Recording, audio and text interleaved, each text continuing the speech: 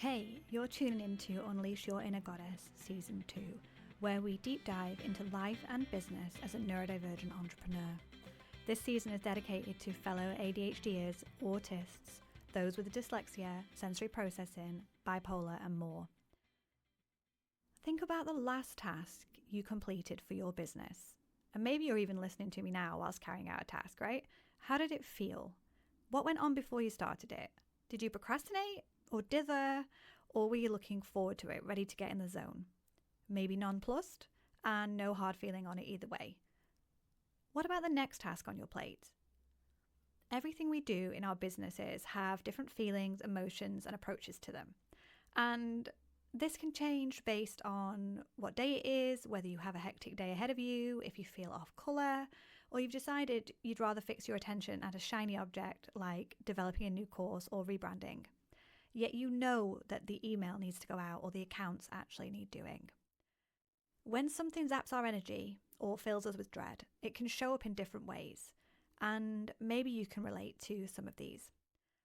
So putting off the task, it stays on your to-do list forever, you move it around your calendar, perhaps you refuse to look at the task, or perhaps if it's an email that you need to reply to, you just archive the email or you hide it in some way.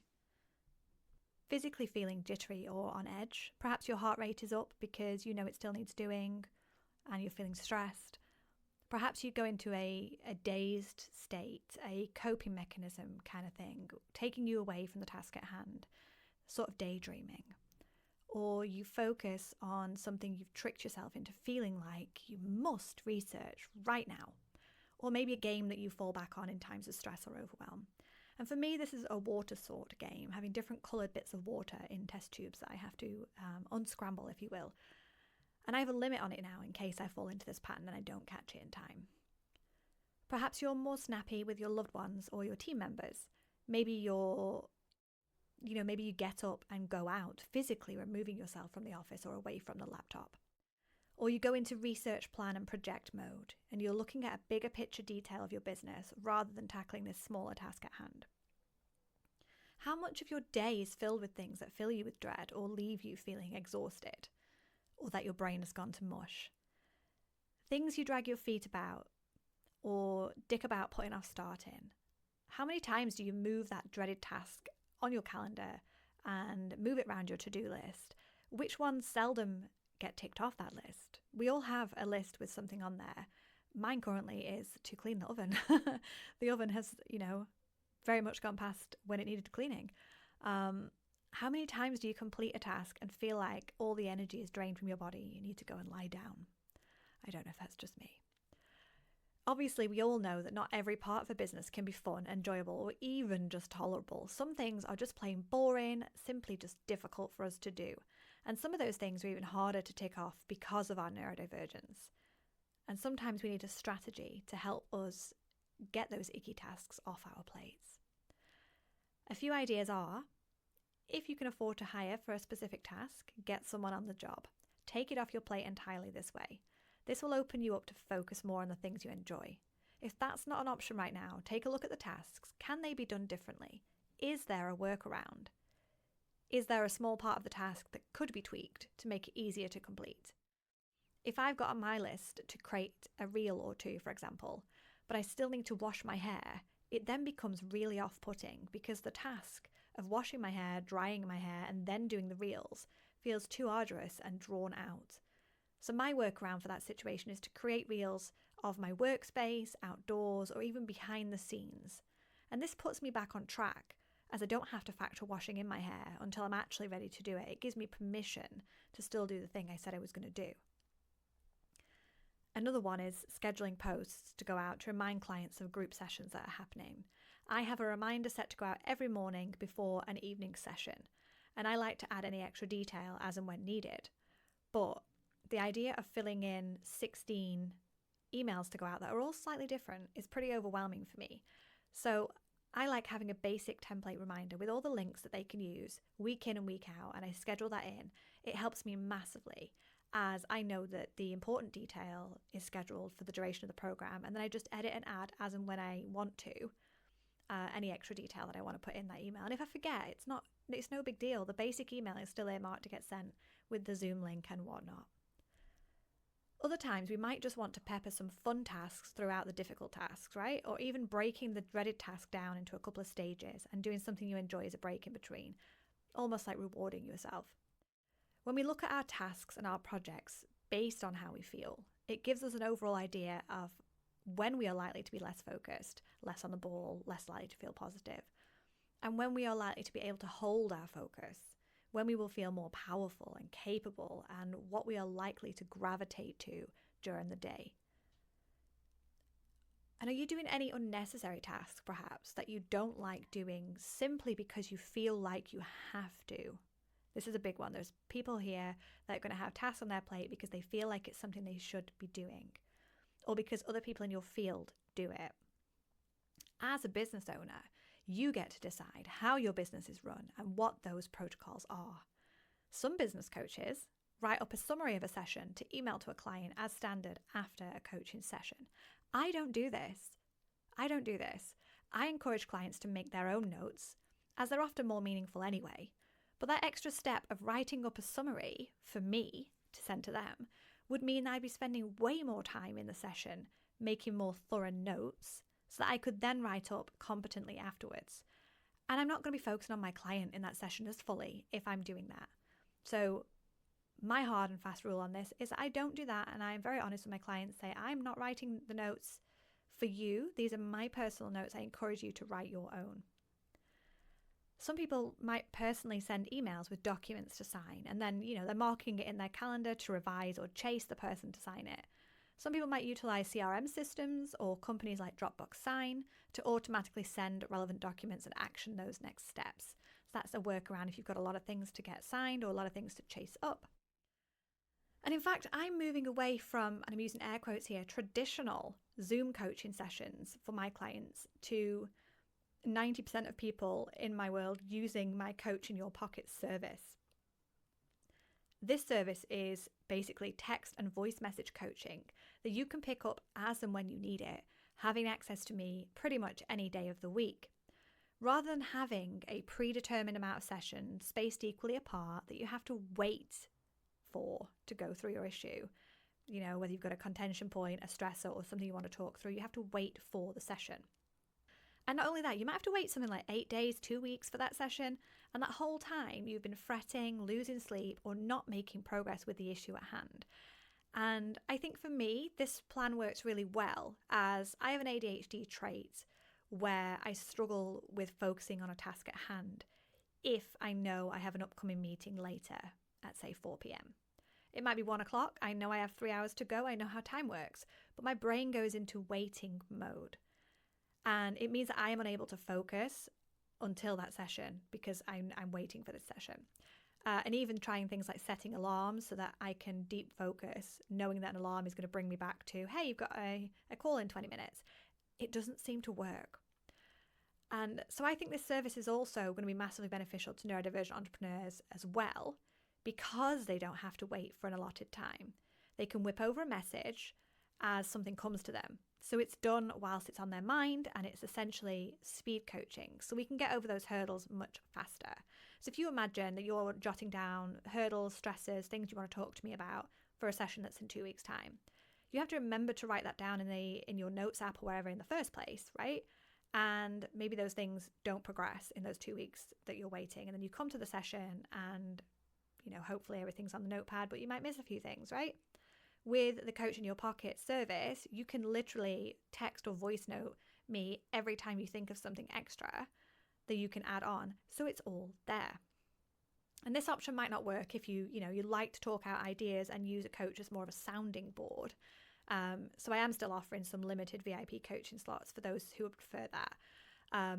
But I think it's going to work really well for people who want to have fast action and have fast responses and get over those hurdles quicker and get back to baseline quicker. Anyway, back to the dreaded tasks and energy zappers, right? Things we don't like doing generally zap our energy and leave us unable to focus and do the deep work we need to do. Things like writing articles, recording podcasts, planning our projects, and even working with our clients. So it is really important to be mindful of when we plan these things into our days. If we know we can't get rid of them and we can't delegate them right now, how do we move forwards? How do we keep a more balanced feeling in our businesses so that we're spending time doing the things that empower us, make us feel capable and successful, and give us enough interesting stimuli to do our best work on a consistent level? So what can you identify in your business that you might need some more support with? Whether that's working with a coach to keep motivation high, keeping you focused, working things through, or looking at software that's designed to make a task simpler or easier. Maybe it's doing a task at a certain point in the day or a certain part of the week. Perhaps you would feel better, bashing out dreaded tasks on a Monday morning, so the rest of your week is filled with good stuff. If that sounds like an awful way to start your work week, then maybe it's doing a task or parts of a task mid-afternoon, once you've already, chatted to some clients, you've done some meaningful work, you've whizzed off that important email, and you've had some lunch. Maybe like me, you feel more or less interested, engaged, and energized within your menstrual cycle. So I noticed that I am much more likely to get big tasks done, difficult things ticked off, and my planning done in week 1 and 2 of my cycle. Week 3, I tend to do less. I make less decisions as I find I'm more emotional and fatigued, so I purposely don't make big decisions in that week. And week 4 is pretty much like week 3, but I've got a lot more distraction going on. And these are things that I've noticed personally. I'm not saying they're across the board for people's cycles, but I choose to do a lot of little tasks in week 4, things that don't require me to focus too intently. Or another option is perhaps you arrange to go to a co-working space, or you invite a business friend over to get stuff done together. You can even do this on Zoom too, and there are specific places on the web designed for the purpose of body doubling. And body doubling is where 2 or more people come together, in person or online, to work alongside one another. They all understand the assignment. We're working next to one another and no talking. It's not a networking social. You might have a chit chat, set the intentions for the session, and then you enter the quiet, deep work time, followed by a summary of what you got done afterwards. And this might be perfect accountability for getting some of that icky, difficult, or boring tasks off your plate. And I am such a fan of this myself. Me and my husband have ADHD and have only recently discovered the huge benefits of working alongside each other. We actually have separate offices. Mine is in the garden, his is in the house. But recently we've been trying this and he's been coming into my office. And in fact, as I made the notes for this episode, he was sitting to my left, his hood was up, chewing gum was in his mouth, the music was on in his noise cancelling headphones, ensuring that he was as focused as he could be to bash out some intense work. And as I was making notes, I was also listening to some music in my noise cancelling headphones and feeling pretty engaged and focused, considering I'm in week 3 of my cycle too. So it's really helped with that lack of focus for me. And I'm so sure that this is going to be helpful for anyone who struggles with distraction, lack of focus, and procrastination, that I'm actually building in free sessions of body doubling into my Facebook community. And that is Drive to Thrive, ADHD Won't Stop Me. And the link for that is in the show notes, as always. So if you are not in that community yet, get yourself in there. If you're interested in some body doubling, some free accountability, that is where you need to be. Because it's where it's where the members of this community can come and join me for these free body doubling sessions. I'm not going to be offering them anywhere else apart from in that community. So how cool is that? And come do some body doubling together. Okay, so we've looked at some ways to manage things that zap our energy, right? And fill us with dread. But how do we lock on to what gives us energy, what lights us up and makes us feel like an unstoppable, successful, and capable business owner? First things first, if you haven't guessed, we're reducing and removing things that zap our energy. So other things, not just tasks and projects that we've already spoke about. So it could be people you spend time with. Is there somebody that you spend time with that makes you just feel ugh? Or you walk away feeling drained? Is it somewhere you spend your time? Is it the social media you scroll or what TV or books you consume? It could be a task that's a home task like cleaning the house. And if a cleaner isn't available to you right now, shake up how you approach your cleaning. So rather than doing 4 hours on a Saturday, have a rota to do a little each day or vice versa. Get the household members joining in if they're able to. or do a swap of childcare if you've got toddlers. Asking a friend to have your toddlers so you can get on top of the housework, and then swapping and offering to have their kids for a couple hours. This approach literally made a world of difference when I had 3 kids under school age and no nursery. It was a lifesaver. Bring more joy into your workspace. So is the desk cluttered and full of must-haves, things that you need? Give yourself permission to have a little shake-up in this area, right? And if you need to, set a timer. I know some of us could spend all day doing this. And put up some trinkets and posters that light you up. For me, I literally feel at peace if I've got a little potted plant, a crystal or two, and I always have a Pulse Point rollerball of my chosen blend at hand. I have a fantastic supplier of amazing aromatherapy rollerballs, and I will drop the link into the show notes actually for these awesome uplifting rollers because I am never without one. You might prefer something else, but create an uplifting and focused environment for your work. And speak about yourself and your work and others more kindly and positively. We can up our energy just by being nice. So even on the days where I'm in loads of pain with my chronic condition and my brain is super distracted and I don't get anywhere near as much work done as I wanted to, but I get some must-haves ticked off my list. And my husband will pull me for this all the time. But if I get into the mindset of, oh, well, it could have gone better. I did this, but I didn't do what I said I would originally. Or, well, it'd be better if I didn't have pain or whatever it was that was negative. And he'd be like, hey, you still showed up and did something though. Like, speak more kindly, more positively about yourself. So I choose to be like, all things considered, I've done all right today. Like the energy in, oh, well, it could have been better. Or I would have got loads done if I wasn't in pain or I wasn't distracted, to all things considered, I've done pretty well. Like just this shift can bring you more energy into the rest of your day. And holding up your boundaries too. If you say you'll work till 5, work till 5. Not a minute later, unless you know, a couple of minutes more is all you need to close off a mammoth task, and it's doable to do that. So it's, again, whatever your boundaries feel right to you. Like if you're finishing on the dot, whether you're finished or not, and that is your rule, that is your rule.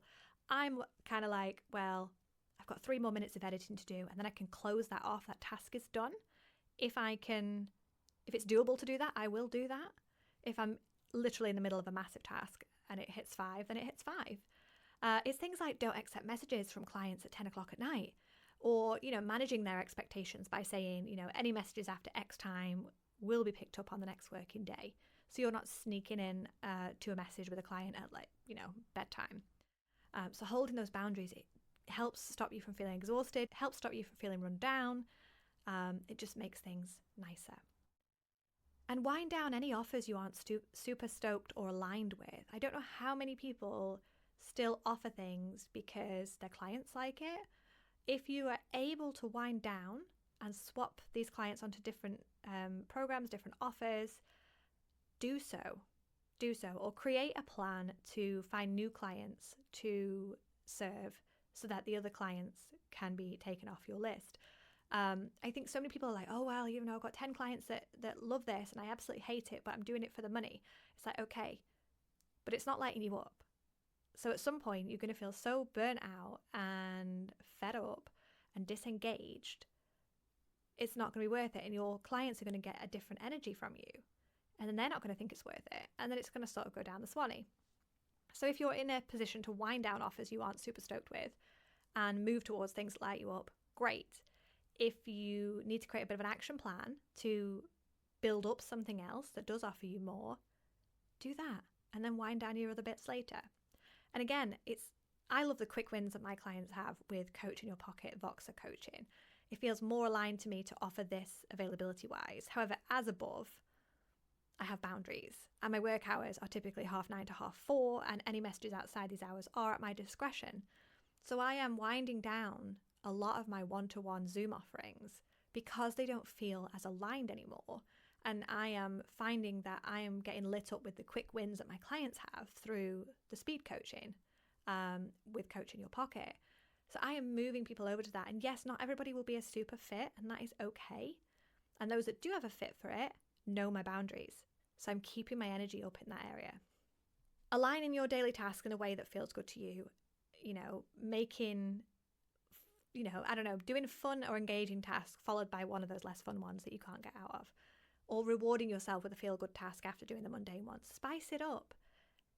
I don't think I could do a whole day just doing the icky tasks, whereas some people might be like, oh, I'll bash that out on a Monday and then the rest of the week is good. Do what works for you. These are just suggestions. And look at the bigger picture. Just for a moment, look at your year, your next 12 months. What is lighting you up and what could you change to give you more positive things to look forward to and work towards? I'm not necessarily talking things like holidays, nights out, things like that, but more things within your business that are going to really light you up and cement why you do what you do. So for me, this is things like speaking gigs, article writing, pro bono work. I am very excited to be introducing some retreats at the back end of this year, early of next year, that I think will really light me up as well. So where can you weave in the things that really get your creative juices flowing? When we spend more time in that place of joy, capability, focus, and determination, we do more great things, okay? We do more great things. We feel better about our businesses and our efforts, and we feel like we are making a difference. And we are. That shift of energy makes all of the difference. And if we can spot the things that don't feel good, the things that fill you with dread, zaps your energy, we can do something about it. Whether the thing we dread is easily linked to our neurodivergence or not, just having those things off our plate is going to boost focus and lessen procrastination, worry, and stress. Next session, we are going to be looking at the bigger picture of what it takes to thrive as a neurodivergent entrepreneur. We're going to be delving into topics that are typically outside of the business spectrum, but have a direct impact on how you show up for yourself, your clients, and your work. If you found today's episode useful, I would love for you to join us in Drive to Thrive, my community for neurodivergent and neuroinclusive entrepreneurs. The link is in the show notes. And also, if you identify as having ADHD, you can download the 30 productivity hacks for ADHD entrepreneurs as well. It's in the show notes. It's free. You can have it. It's full of amazing content. And that's it from me. Take care.